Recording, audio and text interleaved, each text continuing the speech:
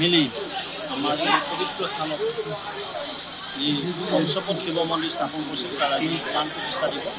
সেই উপলক্ষে যথাবিহিত ৰীতি আৰু পৰম্পৰা মতে আজি প্ৰাণ প্ৰতিষ্ঠা অনুষ্ঠান আয়োজন কৰা হ'ল। ইয়াত ধৰ্মাগ্নি কৰি ৰাইজৰ মংগল সমাজৰ মংগল কামনা কৰি ৰাইজে ইয়াত আহি সকলোৱে পবিত্ৰ মাহ শাওণৰ মাহ, এই শাওণৰ মাহতে আমাৰ সনাতন সংস্কৃতি সন্মানৰ ব্যক্তিসকলে ব্ৰহ্মোৎসৱো পালন কৰে। শিৱপ্ৰভুৰ যি লিংগ থাকে তাত পানী হওক গাখীৰ হওক বা বেলপাত নিম্বদৰে আগবঢ়াই সমাজৰ মংগলৰ কাৰণে পৰিয়ালৰ মংগলৰ কাৰণে সেই নিমিত্তে আজি এই পবিত্ৰ তিথিতে সকলো ৰাইজ মিলি এই পঞ্চপদ মন্দিৰৰ প্ৰাণ প্ৰতিষ্ঠা হ'ল। লগতে এটা স্থায়ী প্ৰভাৱৰ আধাৰশিলা স্থাপন কৰা হ'ল। এই প্ৰভাৱৰ কাৰণে ইতিমধ্যে আমি 3 লাখ টকা প্ৰথম কিস্তি ধন আগবঢ়াইছোঁ আৰু এইটো আধৰুৱা হৈ নাথাকক, সম্পূৰ্ণ হওক। প্ৰভু শিৱৰ আশীৰ্বাদক বাবাৰ আশীৰ্বাদক আৰু যদি টকা পইচা কিবা লাগে নিশ্চয় দিয়াৰ কাৰণে ৰাইজৰ ওচৰত আশা দিছোঁ আৰু নিজৰে উপস্থিত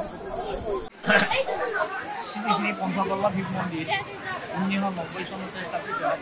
আমাৰ এইটো আমাৰ নকম চুবুৰীত তাৰমানে সেই সময়ত ব্যক্তিসকলে মানে সমূহীয়া প্ৰচেষ্টা চলাই এই মন্দিৰটোৰ আৰম্ভণি কৰিলে।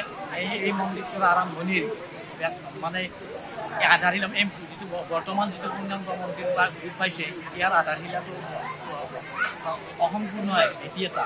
ভেটিটো মানে তেতিয়াৰ যিটো পুৰণা ভেটিটো এই অঞ্চলৰে খনাত কুমাৰ নামৰ এজন তেতিয়া যুৱক, এতিয়া তেওঁ সাংসাৰিক হৈছে, গতিকে তেওঁ সেইটো দান কৰিছিল।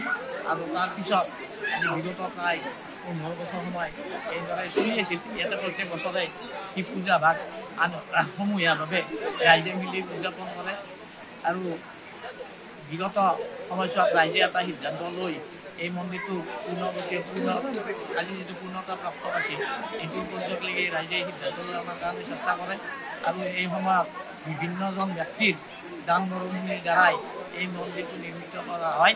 ইতিমধ্যে যিসকল ব্যক্তিয়ে আমাক ইয়াত দান বৰঙণি আগবঢ়াইছে, এই দান বৰঙণি আগবঢ়োৱা ব্যক্তিসকলক আমি দান বৰঙণি আগবঢ়োৱা ব্যক্তিসকলক সমূহ ব্যক্তিৰে আমি ফ্লেছ হিচাপে আমি এইটো মানে আজি কাৰ্যসূচীটো গতিকে আজি কি আছে? এইটো পঞ্চপল্লৱ শিৱ মন্দিৰৰ হেৰি আছে। তাৰ আজি প্ৰথম হ'ল পতাকা ধৰ্মীয় পতাকা উত্তোলন। এইটো তাৰ পিছত হৈছে স্মৃতি তৰ্পণ, তাৰপৰা বৃক্ষৰোপণ, তাৰপৰা বন্তি প্ৰজ্বলন, দ্বাৰ উন্মোচন কৰে মাননীয় প্ৰমোদ ডেকা ধুনীয়া তেখেতে দ্বাৰ উন্মোচন কৰে। পৰৱৰ্তী সময়ত বৃক্ষৰোপণ কাৰ্যসূচী হয়। বৃক্ষৰোপণৰ বিভিন্নজন ব্যক্তিয়ে আমাৰ যি নিমন্ত্ৰিত অতিথি আছিল তেখেতসকলক 5জনক আমি পঞ্চবৃক্ষ আমি ৰোপণ কৰোঁ। 5জন ব্যক্তিয়ে বৃক্ষৰোপণ কৰে। তাৰ পৰৱৰ্তী সময়ত প্ৰায় 100জনমান ব্যক্তিক আমি নিমন্ত্ৰণ কৰোঁ মানে বন্তি প্ৰজ্বলন হিচাপে। তেখেতসকল সৰহভাগে উপস্থিত থাকি এই অনুষ্ঠানটি সুচাৰুৰূপে চলাই নিয়াত সহযোগিতা আগবঢ়ায়। আমাৰ মাননীয় স্থানীয় বিধায়ক শ্ৰী ভৱেশ কলিতাৰ নেতৃত্বৰ দ্বাৰাই ইয়াত ৰভাঘৰত আধাৰশিলা স্থাপন কৰাৰ কাৰণে স্থান নিৰ্ধাৰণ কৰি আমি হেৰি কৰিছোঁ। সভাপতি বিধায়ক মহোদয় আহি পালে আমি সেই কাৰ্যসূচীটো সম্পূৰ্ণ কৰিম।